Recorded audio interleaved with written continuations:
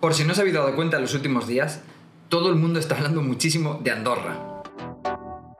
Básicamente porque un montón de chavales con canales de YouTube que están haciendo un montón de pasta están diciendo que se quieren ir a vivir a Andorra para poder tener los beneficios fiscales que hay allí con respecto a España. Ir a Andorra para no pagar el 47% de IRPF sobre sus ingresos que se paga en España, sino el 10% que se paga en el pequeño país de los Pirineos.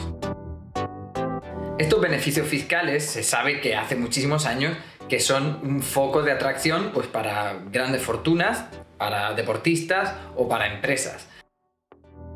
Pero más allá de que se quieran ir o no se quieran ir, si está bien o está mal, merece la pena hablar de Andorra por la cantidad de peculiaridades que se concentran en un país tan pequeño. Y básicamente tiene un montón de peculiaridades, algunas tan chorras como tener el campo de golf a mayor altura de Europa o poseer una de las mayores colecciones de Biblias del mundo, por ejemplo. Y luego tiene otras más prosaicas, diríamos, como el hecho de no pertenecer a la Unión Europea, o que Amazon no reparta en sus calles, o el hecho de que sea un principado con dos jefes de Estado, siendo uno de ellos el presidente de la República de Francia que toque en el momento. Pero para mí hay dos cosas especialmente curiosas. Una, ¿cómo ha llegado Andorra hasta el día de hoy siendo un país autónomo, tan pequeño, entre dos potencias tan grandes como Francia o España? Y segundo, ¿qué permite a Andorra tener esos impuestos tan bajos y ser tan brutalmente competitiva con los otros países?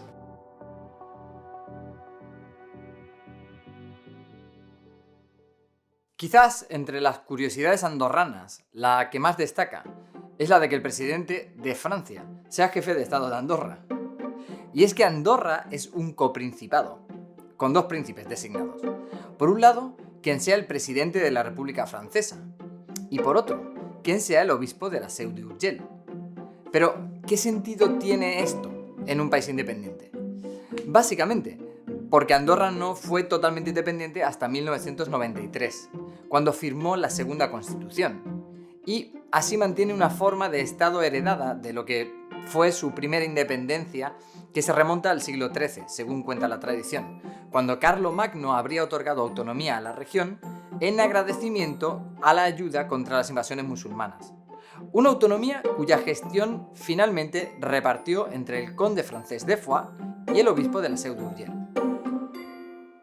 Así que, aunque Andorra es una democracia parlamentaria, con el parlamento estatal más pequeño del mundo, eso sí, y que nombra un presidente del gobierno como jefe del ejecutivo, mantiene estas dos figuras históricas como jefes de Estado, cuyo papel es ya meramente simbólico y de representación en muy pocos casos. Pero, como hemos visto, las curiosidades ni terminan ni empiezan aquí. Andorra está enclavada en mitad de los Pirineos, entre España y Francia, donde cubre apenas 468 kilómetros cuadrados, que están conectados con el mundo por esta pequeña carretera de dos salidas. De sus en torno a 80.000 habitantes, apenas un 50% son andorranos, y el resto, en su práctica mayoría, son nacionales franceses, españoles o portugueses.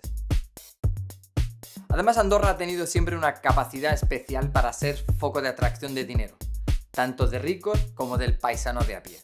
Históricamente Andorra, que se manejó con francos y pesetas indistintamente hasta la llegada del euro, era un imán para españoles y franceses que cruzaban la frontera para esquiar, para relajarse y para comprar todo tipo de artículos a precios más bajos que en sus países. Ropa, electrónica de importación, alimentación y, cómo no, tabaco. Todo era mucho más barato. El truco era que en Andorra no existía algo así como el IVA español o franceses, por lo que los precios no venían grabados con ese impuesto. Claro, la aventura era que no te pillaran la compra de los controles aduaneros de frontera. Pero, ¿por qué podía permitirse Andorra este privilegio? Básicamente porque atraía enormes fortunas gracias a su fiscalidad superreducida y al secreto bancario que regía su mercado financiero. Hasta 2012 Andorra era considerado un paraíso fiscal por la OCDE. La idea era que su régimen fiscal era pernicioso y también desleal. Primero porque carecía de impuestos al consumo y segundo porque permitía que cualquier empresa con domicilio social en Andorra pudiera tributar a un 2% sobre todos sus ingresos, incluso teniendo su negocio en el extranjero. Durante décadas, en la arquitectura financiera andorrana, rigió el principio del secreto bancario, que permitía a muchos nacionales de otros países ocultar su dinero de dudosa procedencia en cuentas andorranas. Entre los escándalos más famosos como el caso del expresidente de Cataluña, Jordi Pujol, y su familia. Destaca también la acusación hecha en 2015 por parte del Tesoro de Estados Unidos contra la entidad Banca Privada de Andorra, por presunta captación de fondos del crimen organizado y su participación en operaciones de lavado de dinero. Esta crisis provocó que las autoridades del Principado de Andorra intervinieran finalmente la entidad. El secreto bancario desapareció finalmente en 2017, tras la firma de varios convenios de transparencia tanto con la UE como con varios países de la OCDE. Pero a pesar de las modificaciones fiscales hechas por el gobierno andorrano en los últimos años para poder encajar en el modelo fiscal europeo, las ventajas de vivir en Andorra son todavía muy grandes. Para ello cojamos el ejemplo de los youtubers. Por ejemplo, si uno de ellos tiene, digamos, unos ingresos de 4 millones de euros al año, en Andorra solo tendría que tributar alrededor de unos 400.000 euros por IRPF. Mientras en España, a grosso modo, el fisco se quedaría con prácticamente 2 millones de euros. Pero además, si estos emprendedores digitales emiten algún tipo de factura con IVA sobre sus servicios o productos, el recientemente instalado IVA andorrano apenas llega al 4,5%, mientras en España es del 21%. Un IVA súper reducido que también les va a beneficiar a la hora de gastar su dinero en esos coches tan caros que tanto les gustan. Y para aquella parte de sus ingresos que generen a través de sociedades, estos apenas van a estar grabados a un tipo general del 10%, que incluso puede llegar a ser tan bajo como el 2%. Mientras si tributaran en España, con el tipo general sobre sociedades, esa cantidad ascendería al 25%. Y para conseguir todo esto, lo único que hay que hacer es poder demostrar que se vive 183 días al año entre las montañas de Andorra. Eso sí, ya no solo vale con eso. Básicamente porque el gobierno de Andorra es un gobierno bastante estricto con sus nuevos residentes.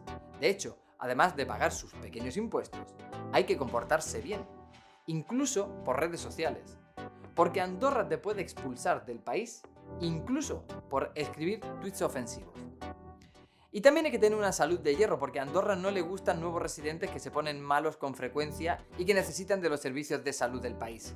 De hecho, Andorra niega permisos de trabajo por motivo de salud con total normalidad a quienes pretenden establecerse allí portando consigo diversas enfermedades, desde diabetes, obesidad o cáncer, o incluso miopías. Así que ojito con ser sospechoso de coronavirus hoy en día. En fin, algunas pequeñas incomodidades que tienen que soportar los ricos que quieran ser aún más ricos mudándose a Andorra.